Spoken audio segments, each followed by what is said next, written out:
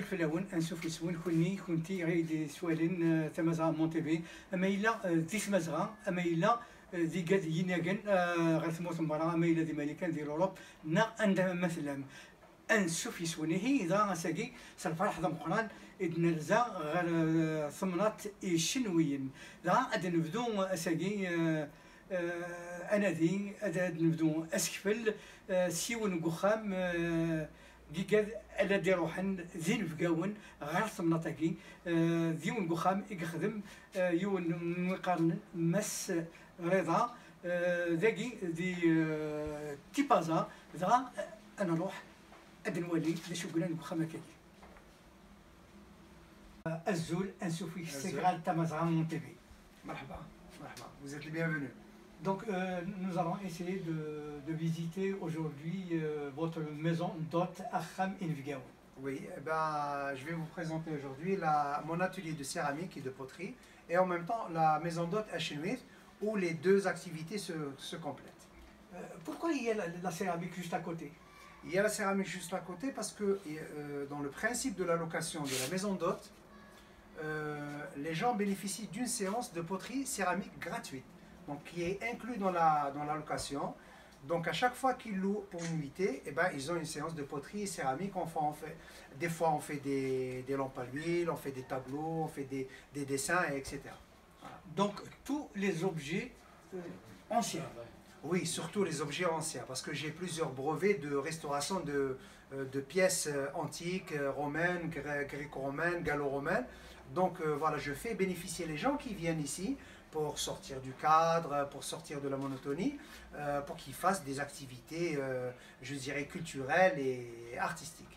هي كان مس رضا دوين يخدمن ذي ثغاوسي وين ثقدورين ولسنادي الا كان في ذلك لا معنى يسنادي ام كدي تسكفل اين الدجال امزغوله هي دوس ديالنا نوالي اخام انفقاو.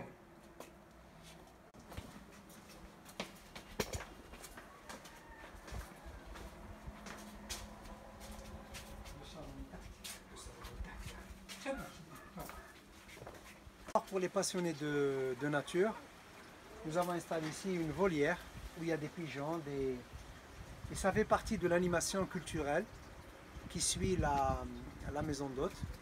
Nous avons un aquarium où il y a des poissons, donc les gens quand ils viennent ici, ils peuvent nourrir les poissons, nourrir les pigeons, côtoyer les poules.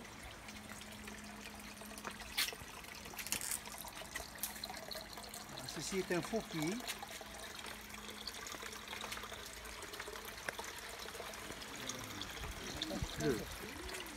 Putain.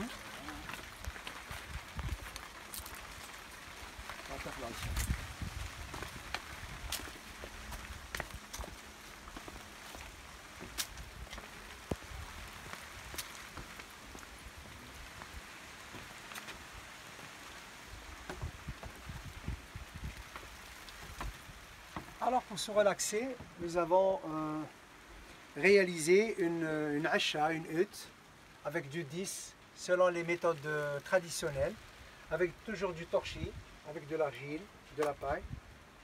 Voilà, pour donner cette envie, cette impression, de l'ancien.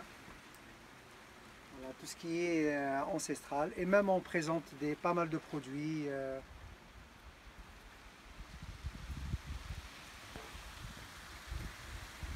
Vous avez même des chevaux? Oui, c'est des chevaux des voisins. Voilà, c'est une autre famille, parce qu'ici c'est par famille, comme la Kabylie bien sûr.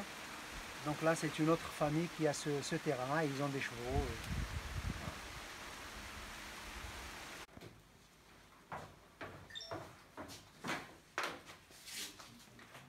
Alors la maison d'hôte Achenouit a deux chambres, l'une forgée et l'autre en bois. En plus de ça, elle a un salon équipé d'une cheminée, comme vous voyez. Tout est fait selon le style traditionnel. Et une kitchenette qui est dotée d'un four, un four traditionnel aussi. Donc j'ai pratiquement chiné toutes les pièces que vous voyez ici. Voilà, acheté dans les brocantes, récupéré chez des particuliers. Et même le badigeonnage des murs a été réalisé avec du torchis qui est très connu dans la région, même dans toutes les régions berbères. Donc c'est... Oui. قرنص أسلع. أسلع. قرنص يسلق aussi. يسلق. Même on dit يسلق, c'est-à-dire badigeonné. Donc voilà, on a essayé de donner un cachet de la région. Voilà. Vous avez des objets anciens? Oui, les objets anciens, comme je vous ai dit, la majorité ont été soit chinés, soit récupérés chez des particuliers, ou on fait des échanges. Comme je suis artiste céramiste, donc je fais des échanges avec des pièces que je réalise moi-même, et ils me donnent les pièces anciennes, je leur donne les pièces nouvelles. Voilà.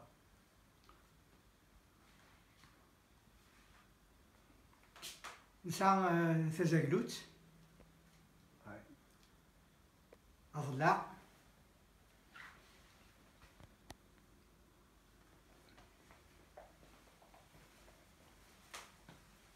Vous avez aussi un four à bois traditionnel pour faire des kouchas ou voilà, pour des fritures poisson ou là. Voilà, il y a toujours des pièces anciennes que je récupère et qui sont opérationnelles bien sûr. Pour ce qui est de la restauration, qu'est-ce que vous préparez? La restauration, on prépare les plats de les la plats région, traditionnels? Oui, kouerat, tikri babine.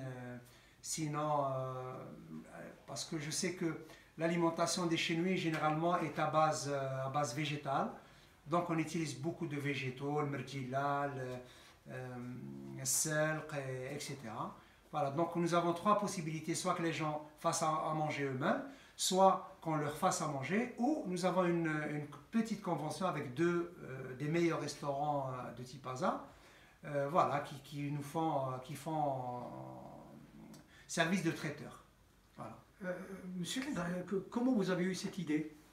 Quand on est natif de Tipaza, l'idée vient toute seule, c'est-à-dire baigner dans tout ce qui est culture berbère, romaine, phénicienne, ça donne beaucoup d'idées, sachant que Tipaza a été toujours une ville touristique, étant très jeune, donc issu d'une famille d'artistes, etc., et d'être en contact de plusieurs cultures, et ça donne l'idée de recevoir des gens qui vont venir à Tipaza, soit découvrir la musique de la région, soit découvrir l'art pictural de la région, ou carrément découvrir les paysages de la région. Donc il a fallu penser à des édifices pour recevoir ces gens-là qui n'aiment pas vraiment aller dans des hôtels, aller dans des endroits où il y a du monde, et ils préfèrent des maisons. Et l'idée est venue de réaliser une maison d'hôte. Vous-même, vous êtes un artiste, vous avez participé à la création d'un groupe? En réalité, je n'ai pas participé à la réalisation d'un groupe, c'est-à-dire que j'ai fait partie de ce groupe je dirais, après plusieurs années que le groupe a existé, après le changement de nom, donc j'ai fait partie de ce groupe.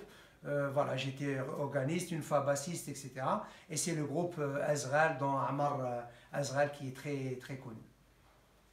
Voilà. Vous avez participé à des paroles, vous avez chanté. Quel a été Mon rôle, je pense qu'il a été beaucoup plus sur le plan, je dirais, technique, branchement, matériel, etc. Et d'un autre côté, je dirais que j'ai élaboré avec Ammar peut-être quelques idées musicales ou d'arrangement, ou ça a été limité à ça, ou être carrément un musicien qui faisait partie du groupe d'accompagnement pour être présent vis-à-vis du chanteur, parce que Ammar avait toutes les capacités nécessaires je dirais, des arrangements musicaux, etc. Donc on était là beaucoup plus pour le soutenir. Je parle de mon rôle de toute façon. Voilà. Dans le passé, la culture berbère au niveau de chinois, il a pataugé, et puis il y avait des jeunes qui ont réussi à développer, à faire renaître cette culture berbère. Oui, parce qu'il fallait s'identifier, il fallait donner une identification à notre région qui était un petit peu, je dirais, peut-être méconnue, peut-être par pas mal de gens. Donc il y a eu il y a eu des personnes qui se sont dit, voilà, il faudrait qu'on fasse quelque chose, parce que les natifs de la ville parlaient de moins en moins berbère, parlaient de moins en moins chinois. Donc il y a eu des gens, avec la création de l'association échinouienne, et le groupe échinouien par la suite. Donc ils ont essayé de donner quelque chose. Nous, on était très très très jeunes, donc on a essayé de suivre cette mouvance pour dire voilà, que nous, les Chinois, on est aussi des Amazières, on est des Berbères. Voilà.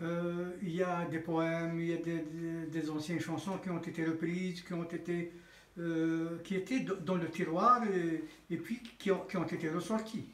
Ah ben bien heureusement, s'il n'y avait pas ces jeunes-là, tels que Amar Azral, tels que le groupe chinois, tels que le groupe Yourayen, qui ont essayé de reprendre toutes ces musiques et de le remettre à chaque fois au goût du jour. Moi, Amar Azral est beaucoup plus un ami que je vois parce que j'ai arrêté la musique pour une période de pratiquement de 25 ans à 27 ans. Donc voilà, je suivais cette mouvance, je dirais culturelle ou musicale du Montchenois, et il y a un développement, il y a un certain niveau qui s'installe, et ça c'est bien, c'est bien.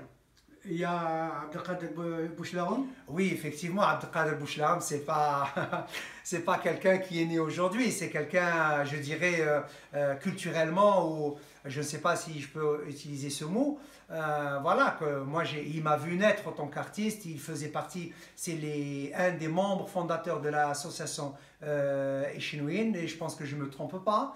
Donc voilà, il était lui, le groupe Échinouienne, il y avait d'autres éléments qui sont décédés là, donc ils ont créé cette association parce qu'ils avaient cette envie de crier, de dire voilà, nous les Échinouiennes, on est là, voilà.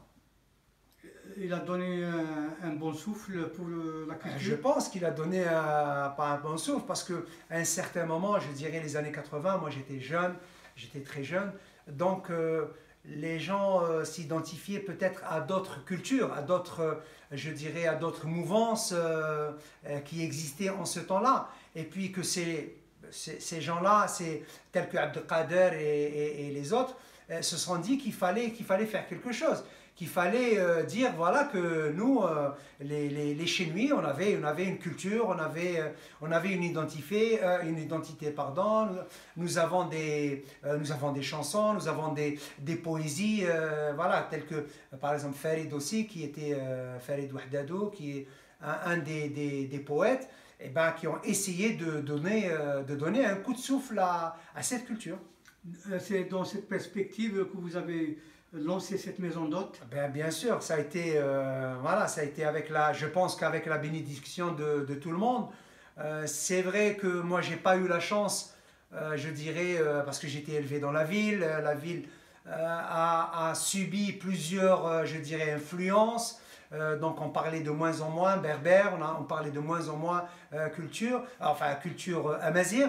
Mais dans notre cœur, je dirais, en côtoyant ces gens-là, voilà, j'ai suivi cette mouvance et j'ai suivi je dirais, cette idéologie. Et voilà, c'est pour ça que j'ai appelé la maison d'hôtes Échinouienne, et que j'essaye à tout prix, par exemple dans l'aliment, la nutrition, je dirais la décoration, d'avoir quelque chose qui m'appartient. Je m'identifie à ma culture. Je pense qu'il serait préférable que de réaliser une maison comme ça juste pour la louer. Et je pense que ce n'est pas intéressant. Des rencontres avec les hommes de culture? Oui, énormément, parce que moi je suis les deux en même temps. Je suis artiste peintre faisant partie du ministère de la Culture, et en même temps artisan faisant partie du ministère de l'Artisanat et du Tourisme. Donc la maison d'hôtes m'a permis de côtoyer beaucoup de gens, de recevoir beaucoup de gens, voilà, des gens qui viennent pour se reposer, des gens qui viennent pour discuter, des gens qui viennent voilà, pour écouter de la musique, pour jouer de la musique, pour faire de la céramique. Donc tout ça, je pense qu'un artiste a besoin de tout ça pour s'enrichir. Et ça a été un petit peu bénéfique pour moi en tant qu'artiste. En parallèle, vous avez un atelier de céramique? Oui, j'ai un atelier de céramique, de poterie céramique. là où j'ai des ouvriers, je fais des réalisations. J'ai eu l'occasion d'être primé à maintes reprises. J'ai eu le premier prix national en 2004, 2011, meilleur artisan algérien en 2012, 2013, 2015, meilleur stand au niveau de la SAFEX. J'ai eu l'occasion de travailler pour le musée du Louvre, et qui ne connaît pas le musée du Louvre. Donc voilà, donc ça, c'est-à-dire que mon atelier, ça m'a permis, et d'être, je dirais, dans des expositions à l'étranger. J'ai essayé de voir les gens, que font les gens pour leur culture, que font les gens pour s'identifier, pour se donner une identité. Et j'ai essayé de m'inspirer, et voilà, donc ça a été toute une continuité, l'atelier d'un côté, la maison d'hôte d'un côté, mais de l'autre côté, et tout est relié, voilà, par... à la culture chez lui. Tout est relié à la culture chez nous, oui, effectivement. On passe visiter l'atelier de Eh ben, céramique. vous êtes le bienvenu, merci.